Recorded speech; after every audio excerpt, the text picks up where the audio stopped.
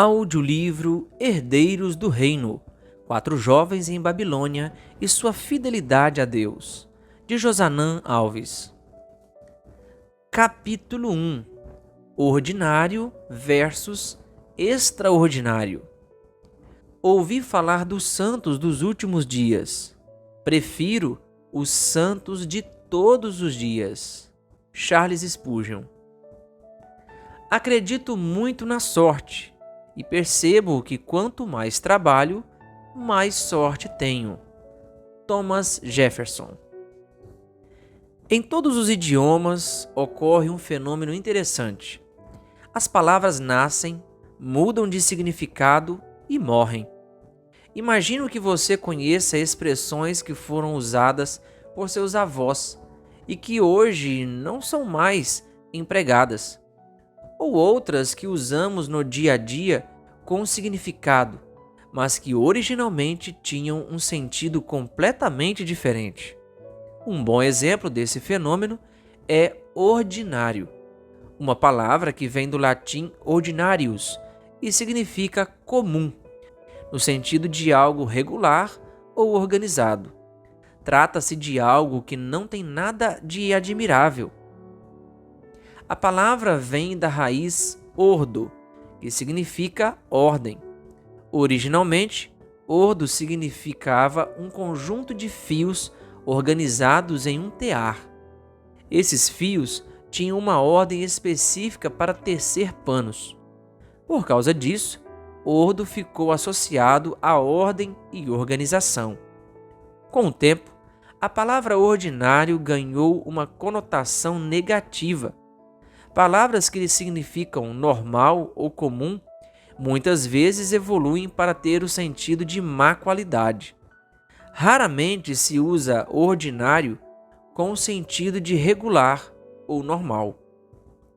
Na prática, mesmo no sentido original da palavra, ninguém gosta de ser ordinário ou comum.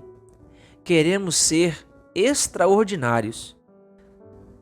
Todos os dias somos bombardeados por mensagens que nos estimulam a fazer, viver e experimentar coisas extraordinárias. Centenas de livros são vendidos com títulos que possuem palavras de ordem como vença, conquiste, realize, alcance o sucesso, seja incrível, tenha poder e etc. No entanto, sempre achei isso muito cansativo, pois na maioria dos meus dias não sou extraordinário e não faço coisas extraordinárias. Não tenho grandes realizações e não alcanço sucessos incríveis. Na maior parte, meus dias podem ser descritos como comuns, normais e ordinários.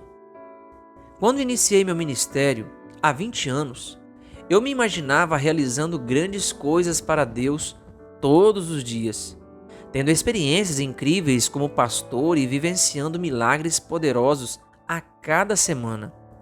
Os dias foram passando e eu percebi que essa não seria a realidade constante. Inicialmente, eu me frustrei, mas compreender um aspecto da vida do profeta Daniel me ajudou na caminhada. Comecei a perceber como a vida dele era mais ordinária do que extraordinária. Você pode estar pensando, mas a vida de Daniel foi extraordinária. Ele desafiou a morte ao não aceitar comer do banquete do rei. Interpretou o sonho de Nabucodonosor, decifrou as palavras na parede que haviam sido escritas por Deus. Foi jogado na cova dos leões e não foi devorado. Tenho que concordar com você. Tudo isso aconteceu na vida de Daniel, mas o que muitas vezes não percebemos é a extensão do tempo de vida dele e o tempo entre esses eventos. Ellen White afirma que Daniel tinha apenas 18 anos quando foi levado a uma corte pagã, a serviço do rei da Babilônia. Naquele momento, ele desafiou a morte e decidiu ser fiel a Deus, a não se contaminar com as finas iguarias do rei. Isso está relatado no primeiro capítulo de seu livro. No capítulo 2, ele foi levado à presença de Nabucodonosor para interpretar o sonho do monarca. Mas apesar de os dois capítulos estarem em sequência na Bíblia, a chegada à Babilônia e a interpretação do sonho aconteceram com uma diferença de 3 anos. Daniel e seus amigos deveriam ser educados ao longo de 3 anos e, ao final desse período, passariam a servir o rei. Daniel 1, versículo 5. A outra coisa extraordinária relatada na história de Daniel está registrada no capítulo 5, quando ele foi levado diante de Belsazar para interpretar as palavras misteriosas escritas na parede. Belsazar não era o sucessor imediato de Nabucodonosor. Outros 4 imperadores o antecederam. Há uma diferença de 40 anos entre o capítulo 4, quando Daniel interpreta o segundo sonho de Nabucodonosor, e o capítulo 5, quando ele lê a escrita na parede do palácio de Belsazar. Logo em seguida, no capítulo 6, Daniel foi jogado na cova dos leões durante o reinado de Dario, o Medo, por volta de 538 a.C. Sendo assim, Daniel tinha 85 anos de idade no momento em que os episódios do capítulo 6 ocorreram. Entre esses eventos desafiadores, Daniel também teve visões espetaculares sobre a história do mundo e do povo de Deus. Porém, como foi o restante dos seus dias? A grande questão é: quem era Daniel nos grandes intervalos de tempo entre esses eventos extraordinários? A resposta é simples. Ele era um servo comum, regular e ordinário do Senhor. Esses pontos extraordinários de sua vida aconteceram como resultado da maneira como ele vivia entre os intervalos de tempo. Em outras palavras, ele viveu o extraordinário porque não fugiu do ordinário. Infelizmente, temos que admitir que estamos fugindo do ordinário na vida cristã. Por isso, não estamos vivendo o extraordinário de Deus em nossa história. Para mim, a maior prova de como a vida de Daniel era regular no hábito de andar com Deus é a seguinte: quando Daniel soube que o documento tinha sido assinado, voltou para casa. Em seu quarto, no andar de cima, as janelas abriam para o lado de Jerusalém. 3 vezes por dia, ele se punha de joelhos, orava e dava graças diante do seu Deus, como era o seu costume. Daniel 6, versículo 10.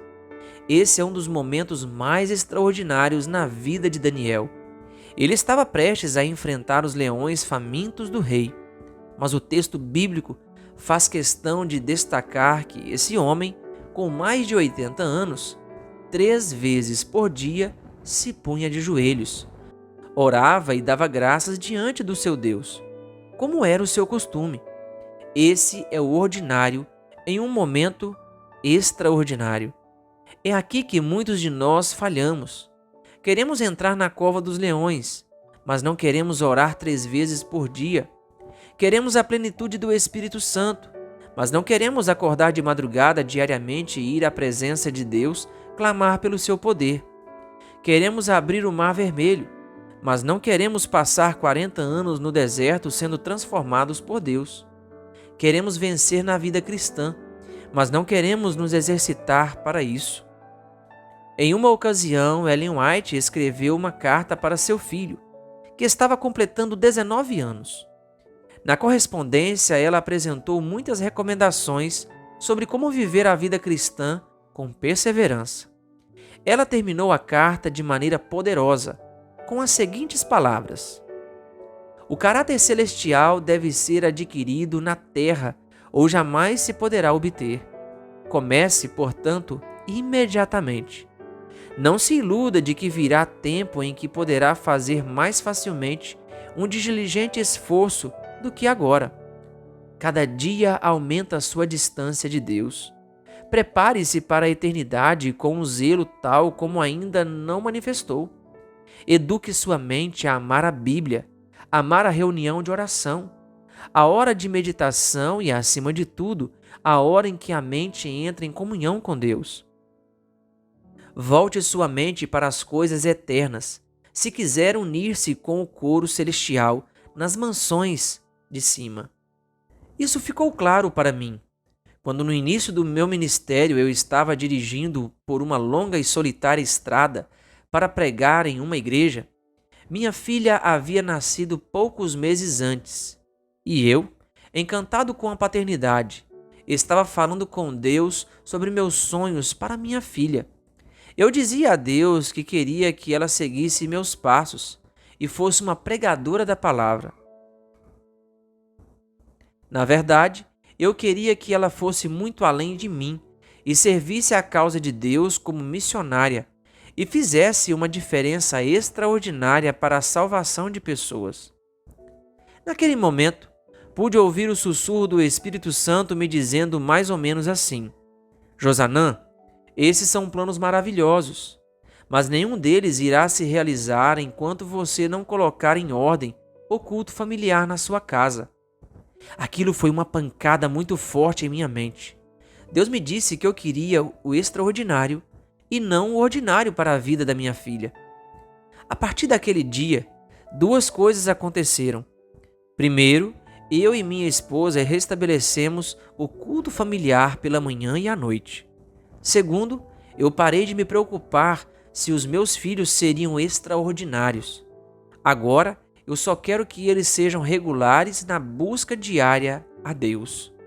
Oro para que quando o Senhor necessitar de alguém para uma obra extraordinária, eu e minha casa estejamos prontos. Na descrição deste vídeo aqui no YouTube, você encontrará um link, no qual terá acesso a um outro vídeo. Assista este vídeo. Em seguida, estabeleça ou restabeleça seu compromisso de ser regular em sua devoção pessoal, em seu culto familiar, em seu compromisso com a guarda do sábado e com a fidelidade nos dízimos e ofertas. Decida viver cada dia como um justo.